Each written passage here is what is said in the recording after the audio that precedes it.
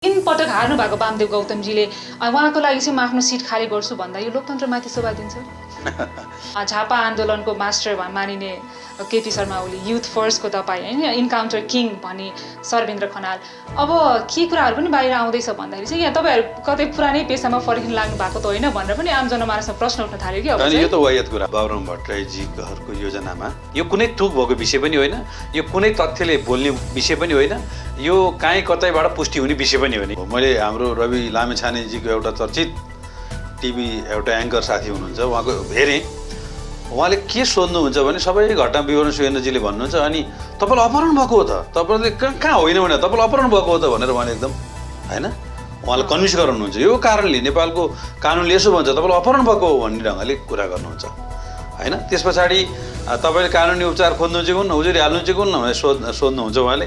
अनि होइन तपाईँले गर्नुपर्छ, तपाईँको परिवारले गर्नुपर्छ, यो त गर्नुपर्छ जस्तो लाग्छ भनेपछि कहाँबाट कसका योजनामा यी कुराहरू बनिरहेछन्। अनि यहाँहरू मानव अधिकार आयोग जानुको कारण चाहिँ त्यो त अब यो कस्तो हास्यास्पद छ भने त्यस पछाडि जब बाबुराम भट्टराईजीको घरमा उहाँ बस्नुहुन्छ दिन प्रतिदिन उहाँले कुरा फेर्नुहुन्छ।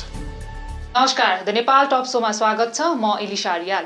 आज हाम्रो स्टुडियोमा सांसद महेश बस्नेत हुनुहुन्छ। हामी उहाँसँग पछिल्लो समयको डाक्टर सुरेन्द्र यादव अपहरण प्रकरण र राजनीतिक सेरफेरमा बढी केन्द्रित रहेर कुराकानी गर्नेछौँ। आउनुहोस्, मलाई स्वागत छ यहाँ। हजुर, धन्यवाद। अब कोरोनाको कहर छ होइन, नेपालमा पनि सङ्क्रमित बढी नै रहेको छ। तर हामी कोरोनाको कुरा गर्नु छोडेर अहिले चाहिँ हामी अपहरणको कुरा गरिरहेको छौँ, राजनीतिको एकदमै चलखेलको कुरा गरिरहेको छौँ होइन। एउटा माननीयले अर्को माननीय आरोप लगाउनुको कारण चाहिँ के? अब यो अपहरण भन्ने शब्द नै यो बेठिक शब्द हो। विशेष गरेर बाबुराम भट्टराईजीहरूको योजनामा विश्वदीपजी, आङ छिरिङजीहरूले जुन एउटा प्रपञ्चका साथ यो शब्दको चयन गर्नुभयो, यो नेपालको राजनीतिका धेरै कम विडम्बना मध्येको एउटा विडम्बना हो। यो विषय सबैलाई छर्लङ्गै छ। यो विषय स्वयं डाक्टर सुरेन्द्र यादवलाई पनि छर्लङ्गै छ, बाबुराम भट्टराईजीलाई पनि छर्लङ्गै छ, विश्वदीप आङ्काजीहरूलाई पनि छर्लङ्गै छ र नेपालका सबै मिडियालाई पनि छर्लङ्गै छ। यो बिल्कुल राजनीतिक विषयवस्तु हो र उहाँहरूको पार्टीभित्रको असन्तुष्टिलाई पार्टी विभाजन गर्ने तहसम्मको उहाँहरूको जुन प्लान थियो, सल्लाह थियो र त्यो भइसके पछाडि आफ्नो राजनीतिक भविष्यलाई सुनिश्चित गर्नको लागि नेपाल कम्युनिस्ट पार्टी जो अहिले सत्ताको एउटा मुख्य सङ्घीय सरकारदेखि लिएर 7वटा मध्येका 6वटा प्रदेश सरकारमा चाहिँ एउटा सत्ताको मुख्य अङ्गको रूपमा रहेको पार्टी थियो। त्यो पार्टीसँग उहाँहरू सहकार्य गर्ने विभिन्न खालका उहाँहरूका भागभण्डाका प्रस्तावहरू पनि थिए र परिआउँदा एकीकरण गर्ने र पार्टी प्रवेश गर्ने तहसम्मका छलफल भएका थिए। त्यो छलफलका दौरानमा चाहिँ धेरै भएका छलफल मध्येको सुरेन्द्र यादवजीसँग भएको छलफल चाहिँ एउटा अंश मात्रै हो। जब यो प्रक्रिया एउटा चरणमा गएर उहाँहरू ब्याक भएको अथवा अवरोध सिर्जना भएको स्थिति बन्यो, त्यस पछाडि यो घटनालाई ट्विस्ट गर्ने र नेपालको राजनीतिमा हामीहरूको चरित्र समाप्त गर्ने, हाम्रो राजनीतिक जीवनमाथि असङ्ख्य प्रश्नहरू उठाउने र अपहरण जस्तो गम्भीर मुद्दा लगाउने तहसम्मको चलखेल साथीहरूले गर्नुभएको छ। यो कुनै तुक भएको विषय पनि होइन, यो कुनै तथ्यले बोल्ने विषय पनि होइन, यो काहीँ कतैबाट पुष्टि हुने विषय पनि होइन। यो चाहिँ खालि एउटा प्रोपोगन्डाको राजनीति गर्ने बाबुरामजीको पुरानो जुन शैली छ त्यो शैलीको एउटा श्रृङ्खला मात्रै हो। हुन्छ, अब यहाँहरूले तपाईँले प्रोपोगन्डाको एउटा टेक्निक भनेर भनिरहनु भएको छ होइन। अब फेरि उहाँहरू चाहिँ पुलिसको पनि जानुभयो, फेरि सरकारी वकिलकोमा जानुभयो, मानव अधिकार आयोग जानुभयो, यहाँहरू पनि आज मानव अधिकार आयोग जानुभयो। अब यो चाहिँ तपाईँ उहाँले अपहरण नै हो भन्नुभयो, उहाँले पहिला अपहरण होइन भन्नुभयो, पछि अपहरण हो भनेर भन्नुभयो, यहाँले त अपहरण होइन नै भन्नुभएको छ सुरुदेखि नै। अनि यहाँहरू मानव अधिकार आयोग जानुको कारण चाहिँ त्यो त अब यो कस्तो हास्यास्पद छ भने सुरेन्द्रजीले सुरुमा आएर अपहरण हो भन्नुभयो। मैले हाम्रो रवि लामेछानेजीको एउटा चर्चित टिभी एउटा एङ्कर साथी हुनुहुन्छ, उहाँको हेरेँ। उहाँले के सोध्नुहुन्छ भने सबै घटना विवरण सुरेन्द्रजीले भन्नुहुन्छ, अनि तपाईँलाई अपहरण भएको हो त, तपाईँले कहाँ होइन भने तपाईँलाई अपहरण भएको हो त भनेर उहाँले एकदम होइन उहाँलाई कन्भिन्स गराउनुहुन्छ। यो कारणले नेपालको कानुनले यसो भन्छ, तपाईँलाई अपहरण भएको हो भन्ने ढङ्गले कुरा गर्नुहुन्छ होइन। त्यस पछाडि तपाईँले कानुनी उपचार खोज्नु चाहिँ कुन, उजुरी हाल्नु चाहिँ कुन भनेर सोध्नुहुन्छ उहाँले। अनि होइन तपाईँले गर्नुपर्छ, तपाईँको परिवारले गर्नुपर्छ, यो त गर्नुपर्छ जस्तो लाग्छ भनेपछि कहाँबाट कसका योजनामा यी कुराहरू बनिरहेछन् भन्ने कुराका तथ्यहरू यसरी पनि सार्वजनिक हुन्छ होइन। समय यस्तो बलियो हतियार हो जसले धेरै कुराहरू नङ्गाइदिन्छ, जसका धेरैका भूमिकाहरूलाई बाहिर ल्याइदिन्छ। अहिले एउटा गलत विषयलाई एउटा बडो हाँसेर होइन असाडपूर्ण ढङ्गले केही साथीहरू लागेका छन्। यसको पनि भोलि समयले सबै कुरा नाङ्गिँदै जान्छ र तथ्यहरू बाहिर आउँदै जान्छ होइन। अब सुरेन्द्रजी जुन दिन उहाँ बाबुराम भट्टराईजीकोमा जानुभयो, पार्टी विभाजन गर्ने उहाँका योजनाहरू कहाँबाट फेल खाए, रातारात दुईटा पार्टीको एकताको प्रक्रिया अगाडि बढ्यो। त्यस पछाडि आङ्गाजीजीहरूले समातेर लगे कि बाबुरामजी कहाँ उहाँ आफै पुग्नुभयो त्यो म भन्न सक्दिनँ।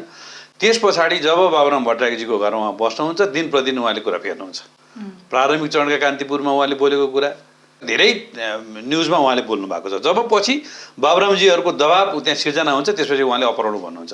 त्यसलाई काउन्टर दिएर उहाँकै सांसद प्रदीप यादवले यो होइन, उहाँको विगतदेखि नै असन्तुष्टि थियो, मन्त्री हुँदादेखिको असन्तुष्टि थियो, हामी पार्टी विभाजन गर्ने तब छलफल भएको थियो, यो चाहिँ गलत कल्पित कुरा हो भन्नुभएको छ। उहाँकै प्रदेशसभाको सांसद कौशल यादवजीले हामी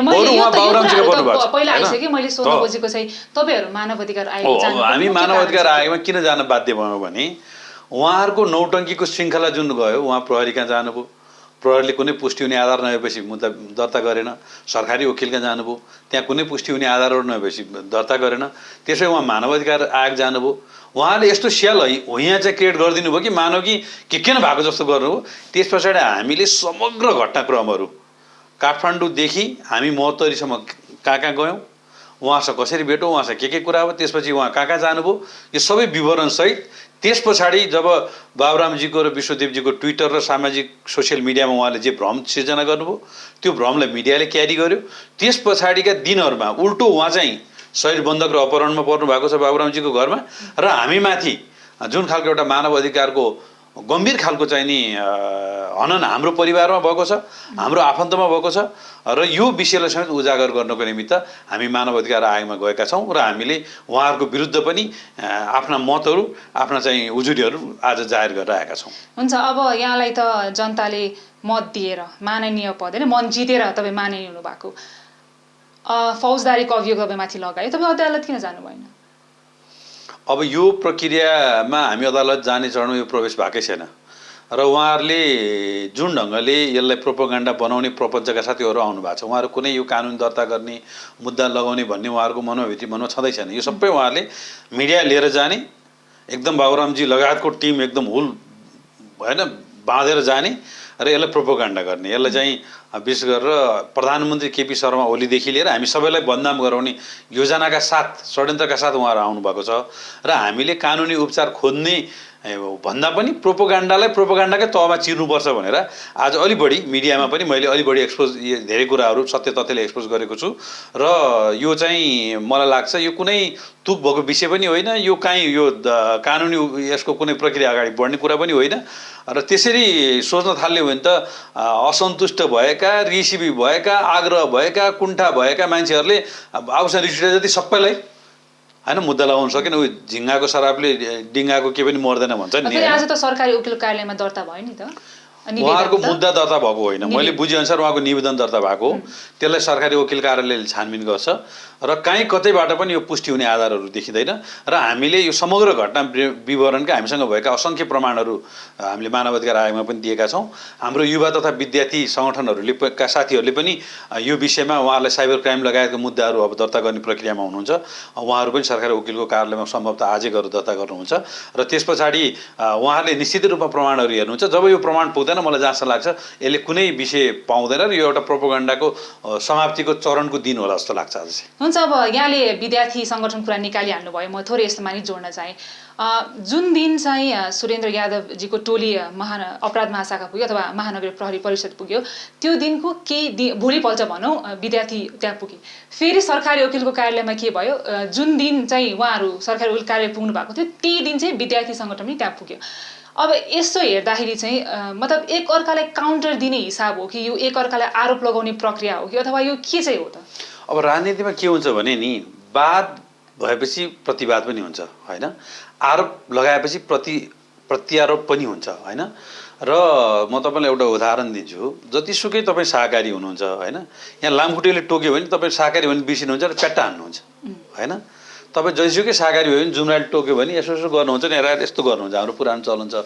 र आज बाबुराम भट्टराईजीहरूको योजनाबद्ध षड्यन्त्रपूर्ण ढङ्गले हामीमाथि जुन प्रहार गर्ने उहाँले प्रयत्न गर्नुभयो, स्वाभाविकै ढङ्गले उहाँहरूको सिङ्गो पार्टी लागेको अवस्थामा, हाम्रो त सिङ्गो पार्टी लागेकै छैन, पार्टी नेताले कोही बोल्नु भएकै छैन, हाम्रो त युवा विद्यार्थी नै उहाँको निमित्त काफी छ। र देशभरि 77वटा जिल्लामा चाहिँ भोलि त्यो खालको हो भने प्रतिरोध हुन्छ, आगो बल्छ र उहाँहरूलाई पनि तल आउन सक्छौँ हामी पनि भन्ने कुराको सन्देश दिनको लागि युवा विद्यार्थीहरूले स्वस्फूर्त उहाँहरू जानुभएको र त्यो एकदम स्वाभाविक प्रक्रिया हो। हाम्रो बहुदलीय व्यवस्थामा कुनै एउटा दलले राजनीतिक एजेन्डा बनाएर अर्को दल र अर्को दलका नेताहरूमाथि आक्रमण गर्छ, प्रहार गर्छ भने त्यसमा चाहिँ हाम्रो पार्टी पङ्क्ति चाहिँ चुबुलाएर सहेर हाँसेर ढाड थापेर बस्छ भन्ने कल्पना गर्नु चाहिँ त्यो मूर्खता हुन्छ। हुन्छ, उहाँहरूले के पनि भन्दै हुनुहुन्छ भन्दाखेरि यदि तपाईँहरू चाहिँ सही हुनुहुन्थ्यो भने तपाईँहरू पहिला जान सक्नुहुन्थ्यो नि त पनि भनिराख्नु भएको छ क्या।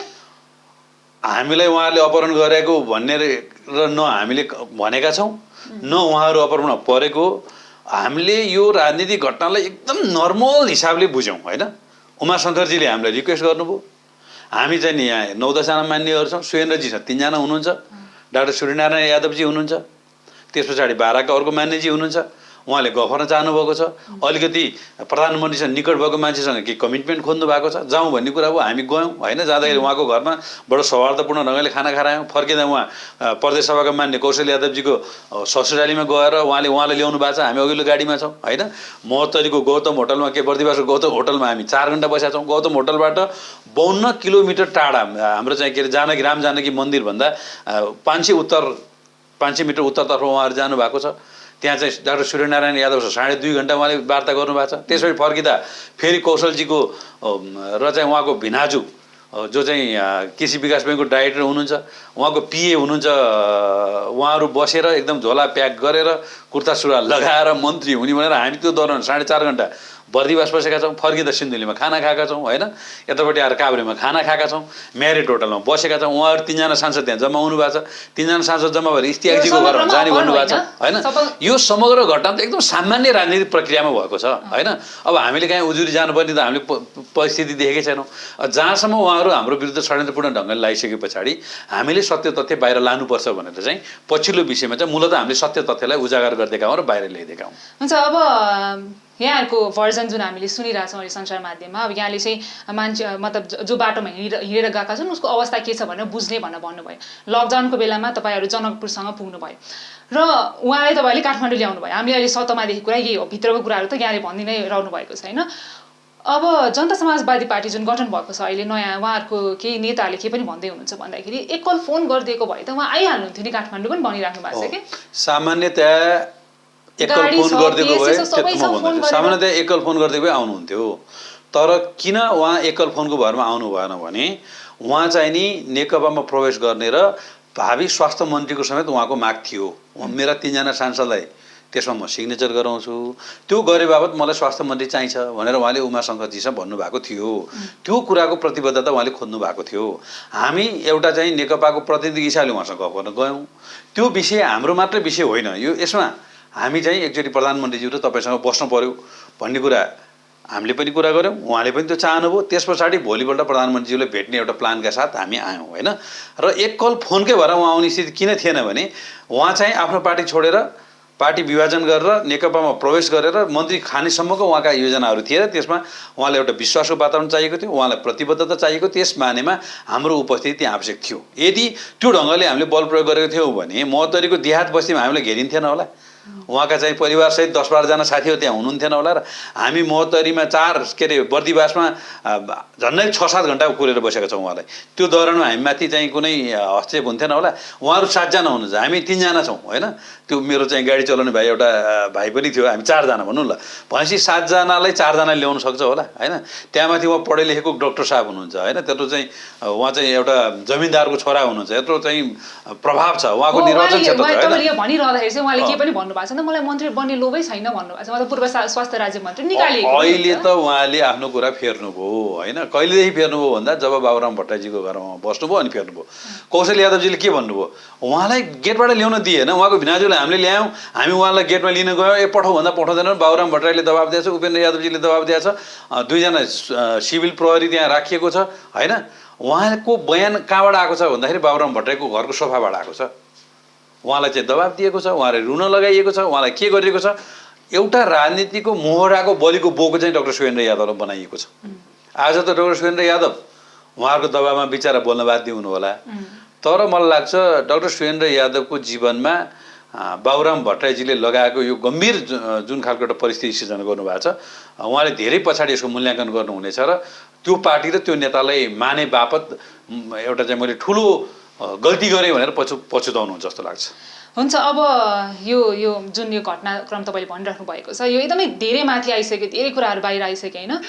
यो केही समय अगाडि भनौँ, झन्डै 1 वर्ष पुग्न लाग्यो, धेरै त भएको छैन।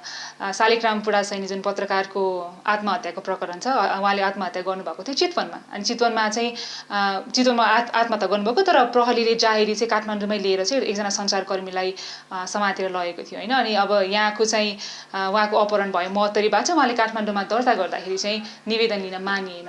यो के बाहिर के पनि कुरा आइसक्यो भन्दाखेरि चाहिँ जुन सरकार छ, नेकपाको सरकारले चाहिँ प्रहरीहरूलाई पनि ठुलो त्रासमा राखेको हो कि भन्ने कुरा पनि आइरहेको छ कि त्यो गलत सूचना उहाँले सम्प्रेषण गर्नुभयो। उहाँसँग एउटा मिडिया छ, त्यही भएर उहाँले गलत सूचना जति पनि सम्प्रेषण गर्न सक्नुहुन्छ। उहाँको विरुद्धको मुद्दा भनेको चाहिँ नि चितवनमा दर्ता भएको रहेछ। पछि जब उहाँले यो कुरा बाहिर लगेपछि हामीले पनि बुझ्यौँ र चितवन प्रहरीले उहाँलाई चाहिँ थुनुवा पुर्जी चाहिँ नि काठमाडौँमा पठाएको रहेछ र काठमाडौँले उहाँलाई गिरफ्तार गर्यो होइन। जुन आत्महत्या गर्ने पत्रकार साथीले भिडियो लाइभबाट सबै कुरा उहाँको नाम पोलेर आत्महत्या गरेको एउटा परिस्थिति थियो होइन। अहिले उहाँले त्यसको बदला स्वरूप विशेष गरेर पूर्व आइजिपी शैलेन्द्र खनालसँग रिसिभी लिएर, यद्यपि पूर्व आइजिपी शैलेन्द्र खनालले त उहाँलाई सपोर्ट गरेको जस्तो लाग्थ्यो मलाई चाहिँ, किनभने उहाँ स्वयं गएर चितवनमा उहाँलाई भेट्नुभयो। उहाँलाई चितवनमा गएर भेटे बापत कतिपय प्रहरी सङ्गठनभित्र उहाँमाथि त्यो विषयलाई विषयवस्तु पनि बनाएर रवि लामिछानेले यसरी भेट्न गयो भन्ने ढङ्गले उहाँमाथि प्रहार पनि गर्न खोजेका थिए मैले बुझेसम्म। तर उहाँको लागि सूचना के हो मलाई थाहा छैन। उहाँले त्यसको रिसिभीको रूपमा यो घटनालाई अगाडि बढाउन खोज्नुभयो र उहाँ आज चाहिँ नि प्रहरी पनि उहाँ नै हो, अदालत पनि उहाँ नै हो। सायद हुने भए उहाँले आफ्नो टेलिभिजन उसमा चाहिँ एउटा कोठा लिएर कस्टडी पनि बनाउनुहुन्थ्यो। आज उहाँको त्यो खालको हैसियत बनाउनु खोज्दै हुनुहुन्छ र छुट्टै समानान्तर राज्य, छुट्टै अदालत, छुट्टै चाहिँ नि घोषणा गर्न सक्ने हैसियतमा उहाँले आफूलाई बनाउनु भएको छ र अब 2-4 लाख श्रोताहरूको, दर्शकहरूको उहाँले एउटा चाहिँ नि समर्थन पनि लिनुभएको छ होइन। र त्यो कारणले उहाँले एकदम स्यालो यहाँ गर्दै एकदम चाहिँ नि अट्ठास हाँसो हाँस्दै एकदम चाहिँ होइन, रावणहरूले चाहिँ रामायणमा अहिले चलिरहेको छ नि श्रृङ्खला, त्यस्तो खालको एउटा शैली पनि देखाउनु भएको छ होइन। र उहाँलाई त्यो ढङ्गको कुरा होइन र त्यो र यो बिल्कुल फरक हो। यता उहाँले अपहरण गरे होइन भन्नुहुन्छ, उहाँले के भन्नुहुन्छ, यो त अपहरण भएको हो नि, तपाईँलाई लाग्दैन यो भनेपछि उहाँको कति योजनाबद्ध छ भन्ने कुरा अब हामीले पनि बुझेकै छौँ होइन। ठिकै छ, अब यो कुराको पनि छिटो भानु हुन्छ, उहाँ पनि के हो भन्ने कुरा समयले खोल्दै जाला नि त। व्यक्तिगत प्रतिशोध नै हो बिल्कुल। उहाँहरू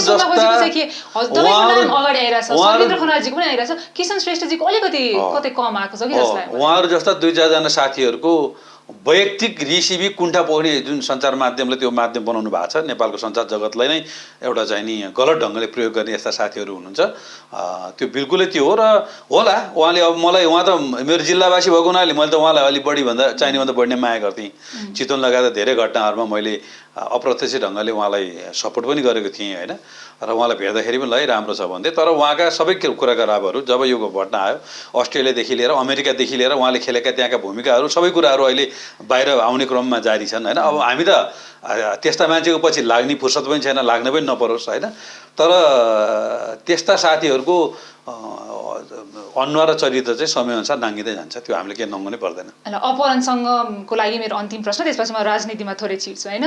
अब यहाँहरूले सत्तामा हुनुहुन्छ होइन, जुन पनि काण्डको तपाईँ व्याख्या गरिरहनु भएको छ, त्यो सत्तामा भन्नाले तपाईँ पावरमा भएर जुन दिन अर्को विपक्षी दल सत्तामा आउँछ त्यो दिन तपाईँको प्रतिक्रिया के हुन्छ? पावरको कुरा त्यसो नभनौँ न। हिजो चाहिँ नि हाम्रो सत्तामा भएका शीर्ष नेताहरूलाई चाहिँ उल गर्दाखेरि राज्यले गराएको छैन र कारबाही, म सबै खोलेर भन्नु पर्दैन नि। कुनै पुष्टि नभएको कुरा अर्को सत्ता आयो नि केही हुँदैन। अब म हिजो युवा सङ्घको अध्यक्ष, युथ फोर्सको प्रमुख भएर लड्दाखेरि चाहिँ नि माओवादीको चाहिँ प्रचण्ड गभर्मेन्ट प्रधानमन्त्री हुनुहुन्थ्यो, उहाँकै गृहमन्त्री, उहाँको अर्थमन्त्री हुँदाखेरि लडे होइन र भने क्या। मलाई असङ्ख्य त्यतिखेर पनि आरोप लाउनु खोजे होइन र होइन, लाउनु खोज्दैमा हुन्छ र पुष्टि हुनु पर्दैन र। कुनै पनि कानुनले के भन्छ भने एकजना दोषी के अरे बरु 10 जना निर्दोष के दोषी छुटुन्, 1 जना निर्दोष नपरोस् भन्छ होइन। कुनै पनि कानुनी प्रक्रिया अगाडि बढ्नको निमित्त चाहिँ त्यसका आधारहरू, पुष्टिहरू हुनुपर्छ। अब एकछिन अपहरण होइन भन्ने, एकछिन अपहरण हो भन्ने, अर्का सांसदले एउटा कुरा गरेछ, अर्को सांसद यो चाहिँ एकदम पानीमाथिको ओबानो भएर यो यसको कुराको न तुक छ, यो यही त अहिले तपाईँले भनेका जस्ता पात्रहरू यसमा लागेका छन् र त्यस्ता पात्रका टेलिभिजनका 2-4टा कार्यक्रमले मान्छेलाई क्षणिक भ्रम पर्ला, यो लामो भ्रम पनि पर्दैन। होइन, म त त्यो पात्रलाई च्यालेन्ज पनि गर्छु, प्रत्येक हप्ता मेरो बारेमा कार्यक्रम चलाउँदै जानुहोस्, यो तपाईँको टिभी मार्फत च्यालेन्ज गर्छु। ल अब थोरै पार्टीभित्र आऊ होइन, तपाईँ दोब्बर मतान्तरले चाहिँ विजय हुनुभएको मानिने, तपाईँ यहाँले कतै त भन्नुभएको रहेछ कि पार्टीका उपाध्यक्ष वामदेव गौतमको लागि म आफ्नो पद छाड्छु भनेर। मैले यो कुरा चाहिँ के प्रसङ्गमा भनेको भने विशेष गरेर नेपाल कम्युनिस्ट पार्टीको एउटा समृद्धिको मुलुक निर्माण गर्ने जिम्मेवारी जनताले दिएका छन्, त्यसको लागि प्रधानमन्त्री केपी शर्मा ओलीले नेतृत्व गर्नुभएको छ। अर्का अध्यक्ष कमरेड प्रचण्डले पार्टी एकीकरण गरेर दुईटा पार्टीको बिचमा जुन तालमेल गरेर एउटा एसियाकै उत्कृष्ट कम्युनिस्ट पार्टी बनाउनु भएको छ। यो दायित्वबाट कम्युनिस्ट पार्टी टाढा होला कि यो पार्टी विभाजनमा जाला कि यसका अन्तविरोधहरू यसका वाद विवादहरू हल गर्न नसकेला कि भन्ने एउटा ठुलो चिन्ताको बिचमा हामी थियौँ र 8-10 दिन त्यसलाई हल गर्ने सन्दर्भमा हामी लाग्यौँ। त्यो लाग्ने दौरानमा नेताहरूले आफ्ना कमी कमजोरीहरूलाई समीक्षा गर्नुभयो, त्यसको आत्मालोचना गर्नुभयो, पार्टीलाई एक बना एकताका साथ अगाडि लैजाने एउटा कमिटमेन्ट गर्नुभयो। त्यसो भइसके पछाडि नेताहरूमा के फिलिङ्स, के अनुभूति भयो भने समकालीन राजनीतिमा सबै नेताहरूले अवसर प्राप्त गर्नुभयो। वामदेव गौतमले चाहिँ प्रधानमन्त्री हुने अथवा पार्टी अध्यक्ष हुने तहसम्मको उहाँको आशा छ, अपेक्षा छ, त्यो स्वाभाविकै हो भन्ने कुरा गर्दा प्रतिनिधि सभामा उहाँलाई उचित समयमा प्रवेश गराउने, समावेश गराउने तहको समझदारी सचिवालयको बैठकमा भयो। त्यो भइसके पछाडि अब कसले दिने त भन्दाखेरि हामी जस्ता धेरै मान्य सांसदहरू जो चाहिँ नि पदको लागि लागेका होइनौँ, हामी प्रतिष्ठाका लागि लागेका होइनौँ, हामी मुलुकको समृद्धिको लागेका हौँ। त्यस मानेमा हाम्रो लागि पद प्रतिष्ठा ठुलो कुरा होइन। पार्टीले आवश्यकता महसुस गर्यो भने हाम्रो निर्वाचन क्षेत्रबाट चाहिँ त्यहाँका जनतालाई कन्भिन्स गराएर हामी चाहिँ उहाँलाई प्रतिनिधि सभा सदस्य बनाउने कुरामा तयारी छौँ भन्ने एउटा प्रतिबद्धता चाहिँ मैले जनाएको। हुन्छ, अब यहाँ त सेलिब्रिटी सांसद होइन, महेश बस्नेत भन्ने बित्तिकै तपाईँको नाम छ। अनि अब तपाईँले आफ्नो क्षेत्रमा काम पनि गर्नुभएको छ। अब तपाईँ डेङ्गुको गन बोकेर आफै बाहिर निस्किराख्नु भएको मान्छे, फेरि 3 पटक हार्नु भएको वामदेव गौतमजीले उहाँको लागि चाहिँ म आफ्नो सिट खाली गर्छु भन्दा यो लोकतन्त्रमाथि शोभा दिन्छ र? अब यस्तो छ, अब एक त मलाई सेलिब्रिटी भनिदिनु त्यसको लागि धन्यवादै छ। सेलिब्रिटी भन्दा पनि मलाई चाहिँ जे जिम्मेवारी प्राप्त हुन्छ म चाहिँ इमान्दारी साथ त्यसलाई निर्वाह गर्छु र मैले कुनै जिम्मेवारी पुरा नगरेर चाहिँ मलाई निन्दै लाग्दैन। म खाने कुरा पनि मैले ध्यान दिन्न। त्यस भएको हुनाले चाहे विकास निर्माणका सन्दर्भ होस्, चाहे कोरोनाको सङ्क्रमणका बेला होस्, चाहे डेङ्गुको सङ्क्रमणको बेला होस्, चाहे सरसफाइ अभियान होस्, यी तमाम कुरामा मैले भक्तपुरमा 2 वर्ष राम्रै भूमिका खेलेँ। त्यसको तपाईँले पनि सम्मान गरिदिनु भयो, यसको लागि म तपाईँलाई धन्यवाद दिन चाहन्छु। अब जहाँसम्म वामदेव गौतम पराजित भएको मान्छेलाई जनताले के स्वीकारलान् कि नस्वीकारलान् भन्ने कुरा गर्नुभयो। लोकतन्त्र जसमा हामीले बहुदलीय व्यवस्थालाई अवलम्बन गरेका छौँ, यहाँ चाहिँ जनताले आफ्नो सार्वभौम सत्ता चाहिँ दलहरू मार्फत चाहिँ अभिव्यक्त गर्छन् र दलहरूका प्रतिनिधिहरूले बोल्ने कुरा नै जनताको सार्वभौम सत्ता हुन्छ 5 वर्षसम्मको लागि। त्यसको हुनाले अहिले जनताले चाहिँ नेपाल कम्युनिस्ट पार्टीको सरकार चाहेका छन्, नेपाल कम्युनिस्ट पार्टी मार्फत विकास निर्माण र मुलुकको समृद्धि चाहेका छन्। यस मानेमा नेकपाका नेताहरू हामी बडो गम्भीर हुनुपर्छ, जिम्मेवार हुनुपर्छ। त्यो हुने क्रममा चाहिँ वामदेव गौतमलाई यो मुलुकले आवश्यकता ठान्यो भने, पार्टीले आवश्यकता ठान्यो भने हामी जिताउन सक्छौँ। किनभने नेपाल कम्युनिस्ट पार्टीको सरकारमा अथवा नेपाल कम्युनिस्ट पार्टीभित्र उहाँको प्रभावकारी भूमिका हुनुपर्छ। यस बारेमा बर्दियाको निर्वाचनमा 0 मतान्तरले उहाँ हार्नुभयो होइन। अब 100 ल्याउने चाहिँ राम्रो, 90 ल्याउने चाहिँ नराम्रो भन्ने अर्थ पनि हामीले लाउन मिल्दैन होइन। त्यस भएको हुनाले उहाँलाई पुनः जिताउनुपर्छ भन्ने पार्टीले निर्णय गर्यो भने भक्तपुर मात्रै होइन, जुनसुकै क्षेत्रमा पनि जिताउने कुरामा हामी लाग्नुपर्छ। र मलाई लाग्छ यसमा त प्रमुख प्रतिपक्षी दलले पनि सपोर्ट गर्छ जस्तो लाग्छ। काङ्ग्रेसले पनि वामदेव जतिको मान्छे म उठ्छु भन्दाखेरि उहाँले पनि सायद सजिलै उम्मेदवार दिनु होला, किनभने शीर्ष तहमा त्यस्तो देखिन्छ नि त होइन। शेरबहादेव उठ्ने ठाउँमा नेकपाले सजिलै उम्मेदवार दिन्छ होइन, हाम्रो अध्यक्षहरू उठ्ने ठाउँमा पनि उहाँले सजिलै दिन्छ। यो खालको सहमतिबाट पनि होला जस्तो लाग्छ मलाई चाहिँ। हुन्छ, अब यो जेठ भन्नाले पोलिटिकल ड्रामा भनौँ, यो चाहिँ अध्यादेशदेखि सुरु भएको होइन, यो 13 दिनमा खतम भयो पोलिटिकल ड्रामा त। अनि त्यस पछाडि अब पार्टीभित्रै चाहिँ प्रधानमन्त्री केपी शर्मा ओलीको पनि विकल्प खोजिँदैछ भन्ने कुराहरू आयो। पछि उहाँले आत्मालोचना गर्नुभयो र अब स्थायी समितिको बैठक पनि बोलाइएको छ। अब यहाँहरूको अपेक्षा चाहिँ के हो बैठक पछाडि चाहिँ? अब बैठक पछाडि चाहिँ नेपालका राजनीतिक दलहरूको बिचको अन्तर्विरोधमा चलखेल गरेर पार्टीलाई कमजोर बनाउने, पार्टी विभाजन गर्ने र सरकारलाई कमजोर बनाउने प्रयत्न चाहिँ गर्न हुँदैन कसैले पनि। र त्यसमा मैले दुईटा ठुला पार्टीलाई चाहिँ सशक्त बनाउनुपर्छ भन्ने मान्यता राख्छु। किनभने नेपाल कम्युनिस्ट पार्टी र नेपाली काङ्ग्रेसलाई हामीले बलियो बनायौँ भने हामी स्थिर सरकार दिन सक्छौँ।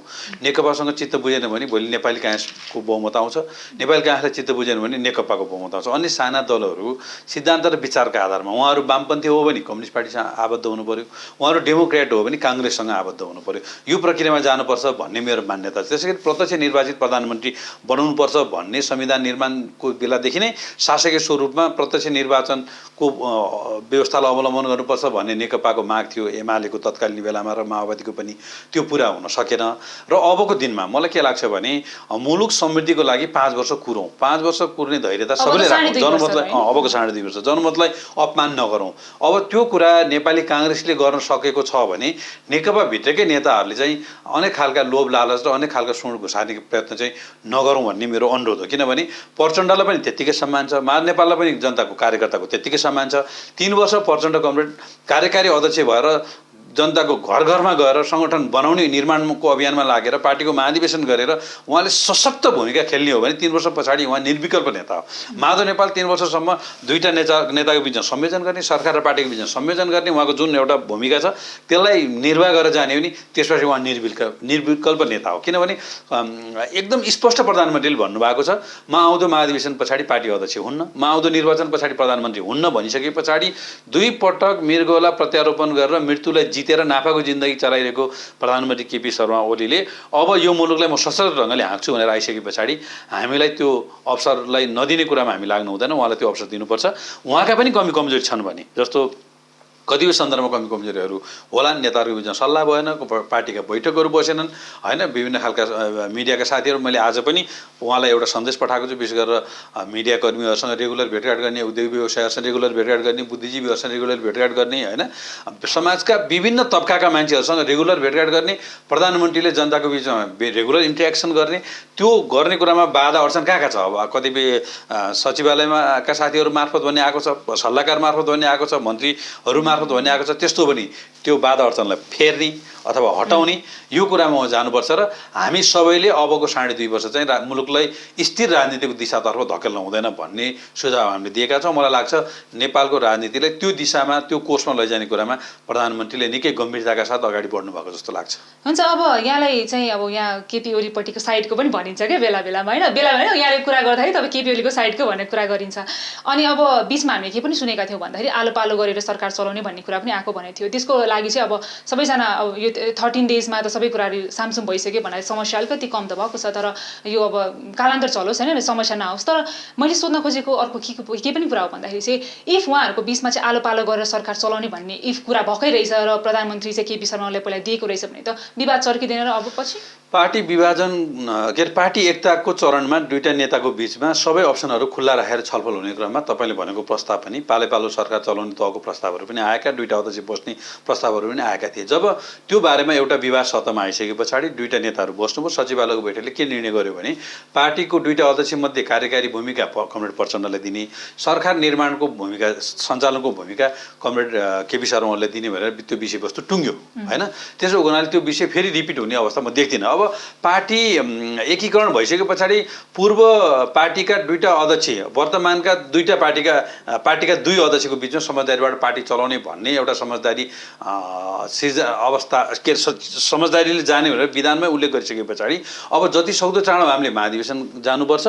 2.5 वर्षसम्म सरकारले लोकप्रिय बनाउने र आउँदो निर्वाचनमा नेकपाको योभन्दा राम्रो हैसियत बनाउने कुरामा हामी लाग्नुपर्छ। यसमा शीर्ष नेताले त्यो कुरालाई ध्यान दिनुपर्छ। किनभने नुहाउँदाखेरि चाहिँ टाउकोबाट नुहायो भने मात्रै सफा हुन्छ, खुट्टाबाट नुहाएर हुँदैन।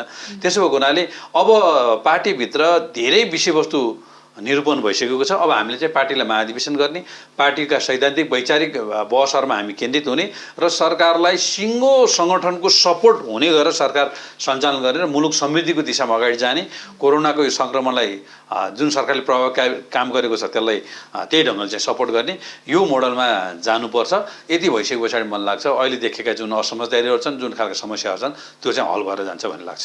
निर्वाचन भइसके पछाडि चाहिँ हामीलाई के लागेको थियो भन्दा अब पोलिटिकल स्टेबल भयो होइन, स्थिरता छ भनेर हामीले कुरा गऱ्यौँ अनि 5 वर्षलाई हामी सरकार चलाउन पनि जनताले दिए होइन भन्नाले भोट गरेर सबैजनालाई अब आफूलाई मन परेको विचारलाई जिताए अनि पछि अचानक यो अध्यादेश आउने बित्तिकै चाहिँ यस्तो राजनीतिक उथलपुथल भयो कि यो त पोलिटिकल इन्स्टेबलको मेन एउटा कारणै नेकपा हो कि जस्तो पनि देखियो क्या यहाँ चाहिँ। होइन, त्यो चाहिँ उल्टो बुझाइको, किनभने अध्यादेश आउनुभन्दा अगाडि नै धेरै खिचडी पाकेका थिए। अध्यादेश चाहिँ एउटा पानी उम्लिनु सुरुवात भएको जस्तो भयो, आम जनतालाई त्यसपछि थाहा भयो होइन। अध्यादेशका दुईटा मर्म थिए प्रधानमन्त्रीले सोच्नु भएको मेरो विचारमा होइन।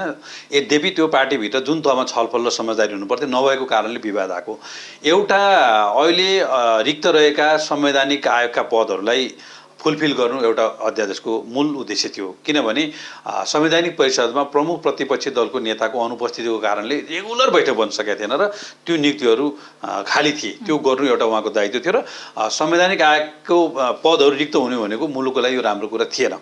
दोस्रो कुरा चाहिँ नि विशेष गरेर संविधान निर्माणको दौरानमा हामीले दल बदलसित सम्बन्धित ऐन निर्माण गर्दाखेरि 40% संसदीय दल र 40% केन्द्रीय कमिटी मध्ये एउटा भए दल विभाजन गर्न सकिने जुन राइट्स थियो त्यसलाई दुवै चाहिने भन्ने कुरा किन राख्यो भने संविधान निर्माणको दौरानमा चाहिँ राजनीतिक अस्थिरतातर्फ मुलुक नजाओस्, पार्टीहरू धेरै विभाजित नहुन्। किनभने अहिलेको जस्तो थोरै पार्टीहरू थिएन, त्यो बेला धेरै पार्टीहरू थिए र असङ्ख्य श्रृङ्खला विभाजनका श्रृङ्खलाहरू थिए। त्यो कुराले ध्यान दियो। तर पछि अहिले समीक्षा के भयो भने त्यो पाटो राख्दाखेरि दलका नेताहरू निरङ्कुश भए, दलका नेताहरू महाराजा बन्ने प्रवृत्ति बन्यो, राजतन्त्र समाप्त भयो, तर दलभित्र राजतन्त्र हाबी भयो, नेताहरूको स्वेच्छा चाहिँदा बढ्यो भन्ने ढङ्गले कुरा आइसके पछाडि दुईटा मध्ये एउटामा 40% हुन पनि जुन पुरानो ऐनको प्रावधान थियो त्यसलाई अध्यादेश रूपमा लैजानुपर्छ भनेर सरकारले त्यो अध्यादेश ल्यायो। अब समझदारी राजनीतिक दल सम्बन्धी यो राजनीतिक दलसित सम्बन्धित अध्यादेशमा केही समझदारी नभएका कारणले मैले यसलाई थोरै क्लियर गरिदिनु होला होइन। यो राजनीतिक दल सम्बन्धी जुन अध्यादेश आएको छ यो चाहिँ केपी शर्मा ओलीजी जो प्रधानमन्त्री हुनुहुन्छ उहाँले चाहिँ प्रचण्डजीलाई नै टार्गेट गर्नुभएको हो कि भन्ने कुरा आएको छ एउटा। अनि अर्को चाहिँ उहाँले प्रचण्डजीलाई टार्गेट गरेर उहाँले आफ्नो पार्टीबाट ल जानुहोस् है भनेर विदा गरिदिइसके पछाडि आफ्नो फेरि एकलौटी राज गर्न पाइन्छ कि भन्ने कुराहरू पनि छ। यसलाई पनि थोरै प्रश्न पार्दैन होइन। यो त परिणामले देखायो नि। परिणामले किन देखायो भने यो चाहिँ केपी शर्मा ओली आफैले चाहिँ अल्पमतमा परेपछि पार्टी फोर्न ल्यायो भनेर खुब हल्ला गरियो होइन। अस्ति सांसदहरूले केपी शर्मा ओलीको पक्षमा बहुमत छ भनेर पुष्टि गराइदिनु भयो होइन। पूर्व माओवादीका धेरै साथीहरू पनि केपी ओलीको पक्षमा खुलेर लाग्नुभयो भनेर चाहिँ प्रधानमन्त्रीको पक्षमा होइन। माधव कमरेडले सहयोग गर्ने धेरै साथीहरू पनि खुलेर लागेको स्थिति बन्यो होइन। त्यसो हुँदाखेरि यो आरोप त निराधार भइसकेको छ एउटा कुरा। दोस्रो कुरा मधेसवादी दलमा रहनुभएका साथीहरूले जुन ढङ्गले विद्रोह गर्न खोज्नुभयो त्यसले मधेसवादी दललाई पनि राम्रै गर्यो, किनभने दुईटा पार्टी बिचको एकता हठात भए पनि एकता भएर राम्रै गर्यो। किनभने जति थोरै दल भयो त्यति बहुदलीय व्यवस्थालाई राम्रो हुन्छ जस्तो लाग्छ। अर्को चाहिँ फेरि त्यसले के फाइदा गर्यो भने त्यहाँभित्र रहेको विद्रोहीहरूलाई पनि उहाँले राख्ने कुरा गर्ने छलफल गरेर त्यसलाई चाहिँ सम्बोधन गर्ने एउटा परिस्थिति सिर्जना भयो। यस मानेमा चाहिँ नि त्यो अध्यादेशले प्रधानमन्त्रीले फिर्ता लिनु त भयो तर त्यसले नेपालको राजनीतिलाई जुन आशंकाहरू बाहिर लगिएको थियो त्यसले राम्रै गरे जस्तो लाग्छ। अब यहाँ पटक पटक चाहिँ प्रधानमन्त्रीजीको सल्लाहकारमाथि पनि प्रश्न उठिरहेको छ होइन र उहाँको मन्त्रीहरूको कारणले मन्त्रीहरू र उहाँले प्रधानमन्त्रीले चाहिँ प्रायः मिडियालाई नै दोष दिनुहुन्छ कि मिडियाले राम्रोसँग काम गर्न दिएन भनेर भन्नुहुन्छ। यहाँको व्यक्तिगत ओपिनियन दिनु होला यसमा चाहिँ प्रधानमन्त्रीजी अर्को प्रधानमन्त्रीलाई के पनि एउटा आरोप लाग्छ भन्दा उहाँले कसैको पनि कुरा सुन्नुहुन्न अनि उहाँको एकजना जो सल्लाहकार हुन्छ उहाँ दुईजनाको नाम चाहिँ बढी आउँछ क्या मिडियामा र भनिन्छ कि उहाँहरू दुईजना चाहिँ कसैको पनि सुन्नुहुन्न आफ्नो जे लागेको त्यही गर्ने भन्नुहुन्छ। अब पार्टी चाहिँ अब स्थायी कमिटीको बैठक पनि बस्दैछ, अब यस पछाडि थप निर्णयहरू होला के गर्यो कसरी सहमतिमा जुट्ने भनेर। अब जुन कुराहरू यसरी सतहमा माथि आइरहँदाखेरि चाहिँ प्रधानमन्त्रीजीले आफ्नो समकालीन साथीहरूसँग चाहिँ छलफल गर्नुपर्ने आवश्यकता चाहिँ तपाईँले कति महसुस गर्नु यो बिचमा चाहिँ? एकदम धेरै छलफल गर्नुपर्छ, पार्टीका बैठकहरू रेगुलर बस्नुपर्छ। त्यो उहाँले गरिरहनु पनि भएको छ। अब गर्नु भएको छैन भनेर बाहिर हल्ला फिँजाइएको छ। अब त्यो चाहिँ विश्वासको सङ्कटको कारणले हो, किनभने अब सबै बैठकहरू एकदम प्रमाणसहित राखेर गर्ने कुरा हुँदैन र फर्मल बैठकहरू पनि बस्नुपर्छ र प्रधानमन्त्रीको बारेका सही सूचनाहरू बाहिर गएका छन्। म मिडियालाई मात्रै दोष दिन चाहन्न, किनभने मिडियालाई सूचना हामीले जति धेरै दियो आजको चाहिँ सूचना प्रविधिको युगमा जसले धेरै सूचना सम्प्रेषण गर्न सक्छ उसैको बढी प्रचार हुन्छ होइन। मिडियामा सही सूचना गएको छैन। जस्तै तपाईँले अहिले भन्नुभयो नि डाक्टर सुरेन्द्र यादवको विषयको कुरा पनि सुरुमा एकरो कुरा गएको थियो। जब हामीले कुरा दिन थाल्यौँ त्यसबाट आम मान्छेले दोहोरो कुरा पत्याएर आजको परिस्थिति बेग्लै तपाईँहरूलाई नै छ होइन। सुरुमा गाली हामीलाई थियो, पछि गाली फेरि जसले हामीलाई गर्नुभएको थियो उहाँले अर्कोतिर अगाडि गर्न थाल्नु भएको छ होइन परिस्थिति त्यो ढङ्गले चाहिँ विकास भएको छ र त्यहाँबाट सूचना सही सम्प्रेषण नहुनु त्यहाँ भएका राम्रा प्रधानमन्त्रीले ल्याएका राम्रा कार्यक्रमहरू जनताको बिचमा जाँदाखेरि अर्कै ढङ्गले जाने कुरामा सचिवालय र सल्लाहकारहरूको भूमिका नेगेटिभ छ भनेर जुन तपाईँले कुरा उठाउनु भयो त्यो नेगेटिभ त म भन्दिनँ अलिकति ध्यान नपुगेको ढङ्ग नपुगेको चाहिँ स्वाभाविक हो त्यस मानेमा प्रधानमन्त्रीले त्यसलाई सच्याउनुपर्छ भनेर त म सबभन्दा पहिला आवाज उठाउने मान्छे मध्येमै पर्छु होइन त्यस भएको हुनाले त्यो कुरा त उहाँले सच्याउनुपर्छ र सच्याउनु हुन्छ भन्नेमा चाहिँ मलाई लाग्छ। अब अहिले जति पनि यो राजनीतिक घटनाक्रमहरू भइरहेछ बढी नाम मुसिएको भनेको चाहिँ यो अपहरण प्रकरण होस् अथवा राजनीतिमा होस् एउटा चाहिँ केपी शर्मा ओली प्रधानमन्त्रीज्यूको एउटा तपाईँको एउटा सर्वेन्द्र खनालजीको होइन झापा आन्दोलनको मास्टर मानिने केपी शर्मा ओली युथ फर्स्टको तपाईँ होइन इन्काउन्टर किङ भनी सर्वेन्द्र खनाल अब के कुराहरू पनि बाहिर आउँदैछ भन्दाखेरि चाहिँ यहाँ तपाईँहरू कतै पुरानै पेसामा फर्किन लाग्नु भएको त होइन भनेर पनि आम जनमानसमा प्रश्न उठ्न थाल्यो कि अब यो त वायत कुरा हो किन वायत कुरा हो भने झापा आन्दोलनलाई एउटा क्रान्तिको माध्यमबाट 14 वर्ष जेल बसेर केपी ओलीहरूले यो योगदान नगरिदिएको थियो भने यो लोकतन्त्र आउन थिएन तपाईँ हामी यसरी प्रेस स्वतन्त्रताको छलफल गर्न पनि सक्ने होइन सर्वेन्द्र खनाल जसले मधेसमा आगो बलेको बेलामा मधेस तातेको बेलामा यदि सर्वेन्द्र खनाल ले त्यो भूमिका नखेलिदिएको भए मधेस अहिले साम्य पनि हुन्थेन तपाईँले धनुषा महत्त्वतिर जानुभयो भने सर्वेन्द्र खनाललाई चाहिँ जय जयकार गाउने धेरै मान्छेहरू होइन आइडल मान्छन् होइन त्यसै गरी माओवादीलाई शान्ति प्रक्रियामा ल्याउने कुरामा मधेसवादी दलहरूसँग वार्ता गराउने कुरामा र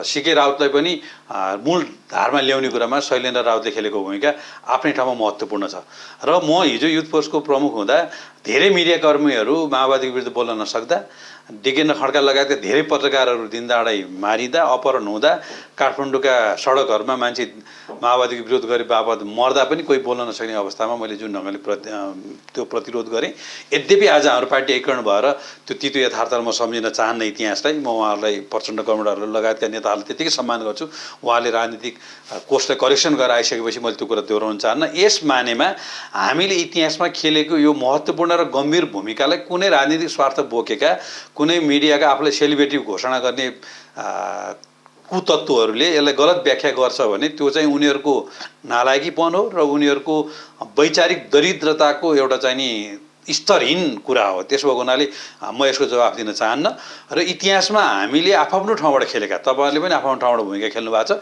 त्यो कारणले आजको यो परिवेश सिर्जना भएको छ। यस मानेमा कुनै भ्रम जनताको बिचमा पार्न खोजे त्यो भ्रमहरू पर्दैन र यथार्थ कुराको चाहिँ जहिले पनि सत्यको जित हुन्छ। यस मानेमा चाहिँ म यी साथीहरूले पारेका भ्रमहरूको बारेमा चाहिँ यो चाँडै नै यसको चाहिँ पर्दाफास हुन्छ र यस्ता खालका तत्त्वहरू पर्दासाफ भएर जानेछन्। हुन्छ यहाँको अमूल्य समयको लागि र विचारलाई धेरै धेरै धन्यवाद। हस् म तपाईँलाई पनि र नेपाल टप अनलाइन टेलिभिजनलाई पनि धेरै धेरै धन्यवाद दिन चाहन्छु।